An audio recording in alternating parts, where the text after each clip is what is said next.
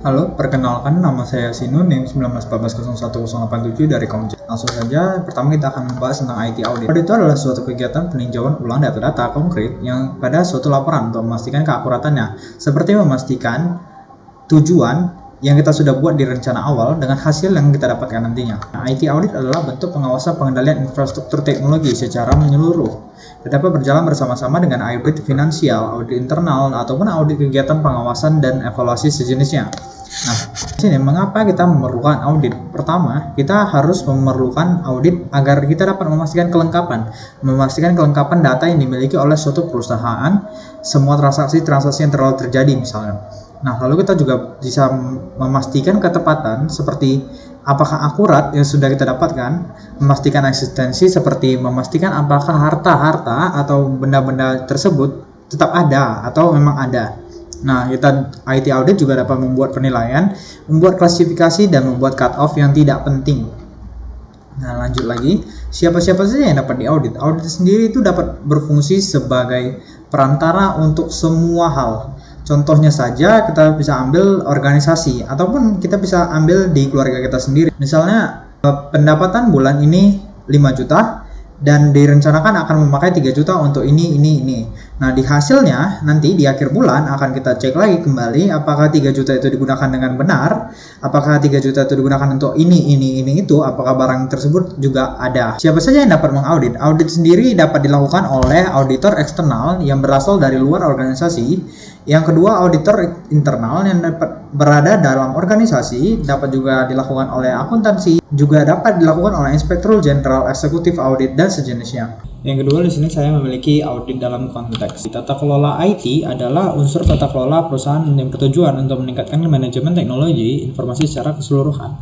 Tidak hanya itu, adanya unsur ini bertujuan memperoleh hasil investasi yang lebih baik dalam bidang sistem teknologi dan informasi. Kerangka teknologi IT governance dapat memungkinkan perusahaan untuk mengelola risiko secara efektif. Pentingnya IT governance dalam perusahaan.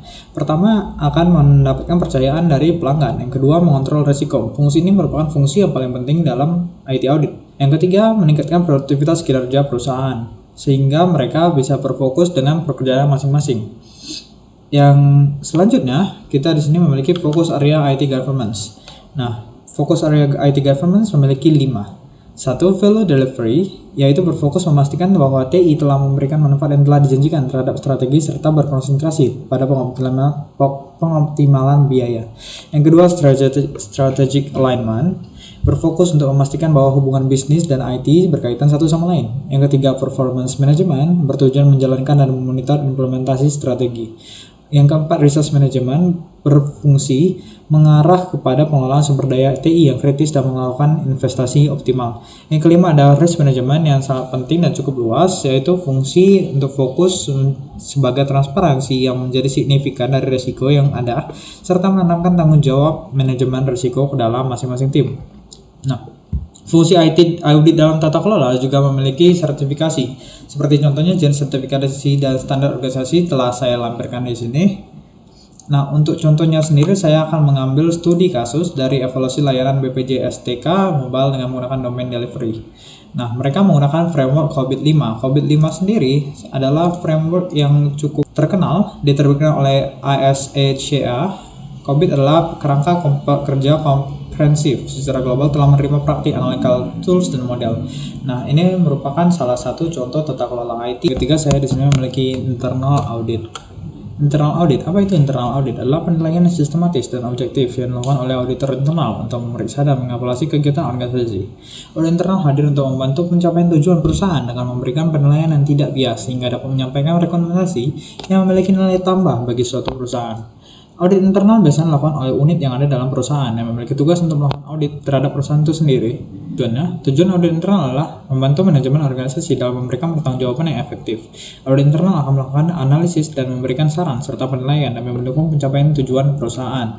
Nah, fungsinya sendiri memiliki pengawasan atas semua aktivitas yang sulit ditangani oleh pimpinan puncak, yang selalu memiliki identifikasi, meminimalisasi risiko, mendukung dan manajemen bidang teknis, melakukan laporan validasi, membantu proses pengambilan keputusan, melakukan analisa untuk masa yang akan datang, membantu manajer dalam hal pengelolaan perusahaan.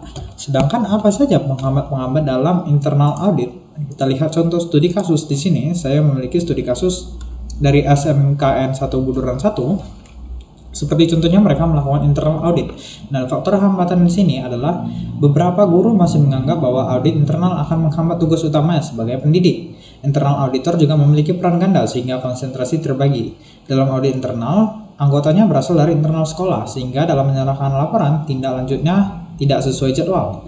Nah, lalu tidak adanya sanksi dan reward. Nah, beberapa hal ini adalah merupakan penghambat dari adanya internal audit, sama seperti perusahaan pada umumnya. Contoh lainnya dari studi kasus tersebut adalah auditor internal sebagai Dr. Fraud merupakan sumber saya. Dan di sini inspektorat berfungsi mengawasi pemerintah daerah. Mereka berfungsi sebagai inspektor atau auditor internal dalam perusahaan mereka. Lalu selanjutnya saya memiliki external auditing. Apa itu external auditing? External auditing adalah audit dilakukan oleh auditor luar untuk melakukan verifikasi terhadap keakuratan laporan keuangan bank yang dilakukan secara mendalam terhadap beberapa aspek pemeriksaan. Dilakukan sesuai dengan standar pemeriksaan yang berlaku dengan hasil akhir berupa opini pemeriksa terhadap laporan keuangan. Nah, pengertian auditnya sendiri adalah merupakan badan eksternal yang memenuhi syarat-syarat untuk mengaudit. Nah, tujuan audit eksternal sendiri adalah mengetahui apakah laporan itu perusahaan adalah benar atau real tentang keadaan finansial perusahaan atau organisasi terkait. Selain itu, apakah misalnya dana milik instansi tersebut telah benar-benar dimanfaatkan sesuai tujuan. Fungsi audit eksternal memiliki fungsi pengawasan terhadap pelaksanaan kegiatan operasional dan bisnis dari suatu perusahaan. Selain sistem pengawasan dilakukan oleh audit internal eksternal.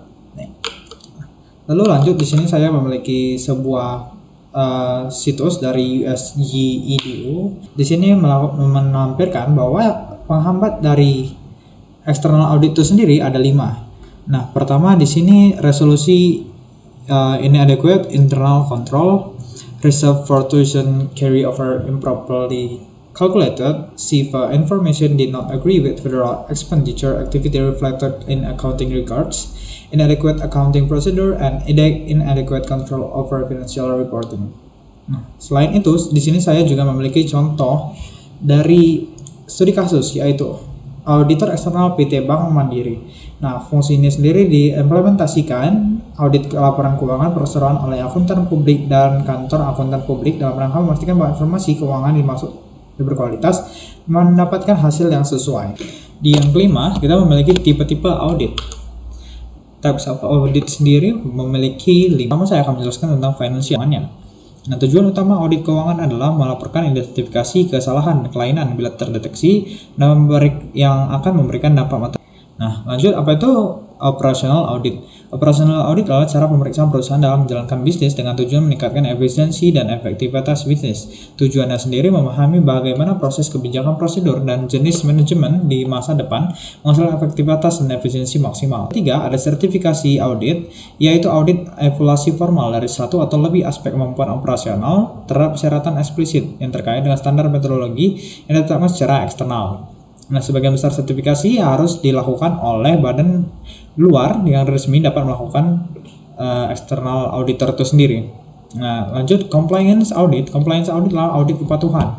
Merupakan suatu cara untuk melihat apakah organisasi tersebut telah melaksanakan prosedur kebijakan atau peraturan yang telah dibuat oleh otoritas yang lebih tinggi. Tujuannya sendiri adalah meningkatkan kemampuan peserta dalam melaksanakan tugas-tugas pemeriksaan utama pokok dan fungsi masing-masing lembaga. Nah, untuk contohnya sendiri, di audit keuangan saya mengambil contoh yaitu dari Emailcom. Audit keuangan dapat dilakukan oleh bendahara Emailcom pada akhir tata kerja atau rencana kerja. Nah, audit operasional sendiri dapat dilakukan oleh BPH Emailcom untuk melihat apakah anggota-anggotanya sudah melakukan dengan benar dan baik. Nah, audit sertifikasi sendiri dapat dilakukan oleh luar Emailcom untuk mensertifikasi apakah Emailcom bisa mendapatkan sertifikasi. Untuk compliance sendiri dapat dilakukan oleh BPH Emailcom agar dapat apakah semua anggota Emailcom sudah tunduk pada peraturan yang berlaku. Untuk IT audit sendiri memiliki peran penting dalam jenis audit ini, yaitu sebagai audit tambahan berfokus secara eksplisit berbagai aspek TI. Banyaknya audit IT berfungsi mencapai hasil yang serupa yang dapat dilakukan dengan bantuan komputer. Seperti contohnya pada Emailcom akan dilakukan dengan menggunakan teknik CAAT, yaitu Computer Aided Auditing Technique yang dapat dilakukan oleh biro yang dapat membantu biro untuk melakukan auditing. Sekian saja penjelasan dari saya, terima kasih.